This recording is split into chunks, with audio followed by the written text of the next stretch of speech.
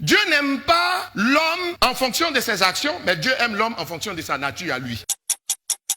Le fait d'aimer est indépendant de ce que tu peux faire ou de ce que tu ne peux pas faire. Le fait d'aimer ne dépend pas de ce que tu vas faire. Quoi que tu fasses, Dieu t'aime. Il n'aime pas à cause de nos actions, mais il aime à cause de sa nature. Mais le même Dieu dit, tout en t'aimant, ce que tu vas faire, tu vas le moissonner. Quand Dieu sera en train de vous sanctionner, c'est pas qu'il a arrêté de vous aimer, mais il vous sanctionnera en vous aimant. Et c'est parce que justement il vous aime qu'il vous sanctionnera. L'amour de Dieu pour nous n'empêchera jamais la justice de Dieu de se manifester ou de s'exercer. Ne nous trompons pas, Dieu nous aime. Il nous donnera toujours une seconde chance si on se répand sincèrement. Mais le problème, on aura goûté un peu de peine. Le problème, on se serait retardé. Parce que tu le veuilles ou pas, le péché te freine dans ton élan.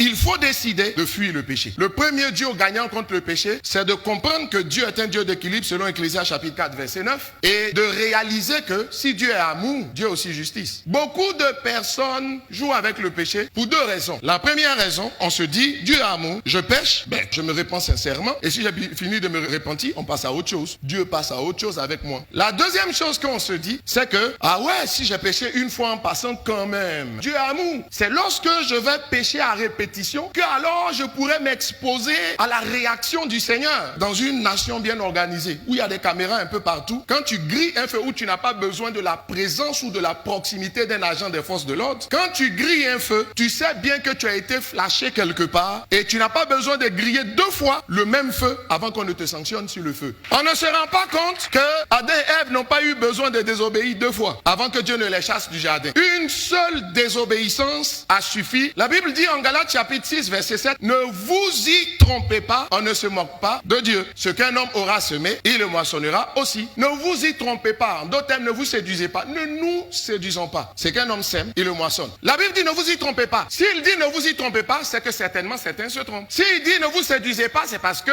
c'est rentré dans les usages que les gens se trompent. Les gens se fourvoient, mais ils se fourvoient simplement parce que ils ont tellement bien compris 1 Jean chapitre 4 verset 8 qui dit que Dieu est amour. Ce verset ne dit pas que Dieu aime. On dit qu'il est la personnification de l'amour. Dieu est amour. Ça signifie que Dieu ne peut pas s'arrêter d'aimer. Parce que Dieu ne fait pas qu'aimer. Il est amour. Les hommes, nous aimons. Mais Dieu est amour. Ça veut dire que Dieu ne peut jamais s'arrêter d'aimer. Dieu n'aime pas l'homme en fonction de ses actions, mais Dieu aime l'homme en fonction de sa nature à lui. Donc ça veut dire que le fait d'aimer ne dépend pas de l'homme. Le fait d'aimer ne dépend pas des circonstances. Le fait d'aimer est indépendant de ce que tu peux faire ou de ce que tu ne peux pas faire. Le fait d'aimer ne dépend pas de ce que tu vas faire. Ça veut dire que même quand tu es en train de pécher, Dieu t'aime toujours. Quoi que tu fasses, Dieu t'aime. Quand tu es en train de mentir, Dieu t'aime. Parce que l'amour est associé à sa nature. Il n'aime pas à cause de nos actions, mais il aime à cause de sa nature. Si Dieu arrête d'aimer pour une raison ou pour une autre, Dieu se serait régné. Oh, il ne peut pas se régner. Donc Dieu n'arrêtera jamais de t'aimer, quoi que tu fasses. Mais le même Dieu dit, tout en t'aimant, ce que tu vas faire, tu vas le moissonner. C'est un amour spécifique. Ça signifie que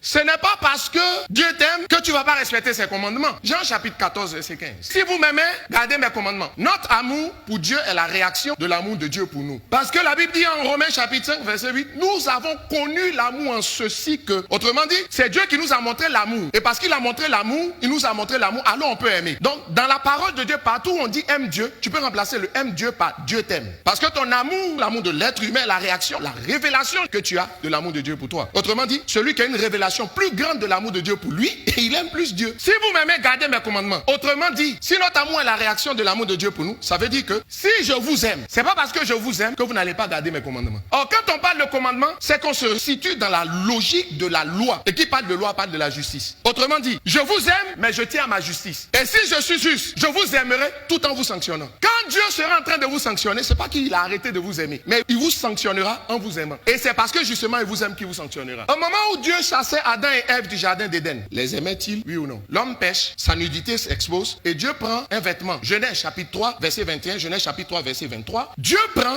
une peau d'animal et couvre la nudité de l'homme. celui qui couvre ta nudité t'aime. C'était une préfiguration de l'œuvre d'amour de Christ à la croix. Donc on se situe dans un cadre totalement d'amour. Donc Dieu couvre la nudité de l'homme, mais il le chasse quand même du jardin. Ça veut dire qu'il exerce sa justice tout en t'aimant. L'amour de Dieu pour nous n'empêchera jamais la justice de Dieu de se manifester ou de s'exercer. Le reflet, la manifestation, la traduction en acte de l'amour de Dieu. Dieu a tant aimé le monde, Jean 3,16, et puis Éphésiens chapitre 2, verset 10, qui dit que c'est par la grâce qu'on est sauvé. Autrement dit, la grâce est l'expression de l'amour de Dieu pour nous. Si la grâce est l'expression de l'amour de Dieu pour nous, ça voudrait dire que Dieu fait grâce. Mais en faisant grâce, il est en train de te montrer son amour. Mais il exerce quand même sa justice. Je vous pose une question. Depuis quand vous avez vu la grâce présidentielle s'exercer avant qu'un jugement ne soit prononcé? Ça veut dire que l'amour de Dieu n'intervient que quand sa justice a fini de faire son travail. Et l'amour de Dieu va intervenir pour vous faire grâce. Vous accorder une autre chance, m'accorder une autre chance. Mais la justice serait passée. Et l'amour s'assure que la justice a fait son travail. Parce que pendant que le cœur de Dieu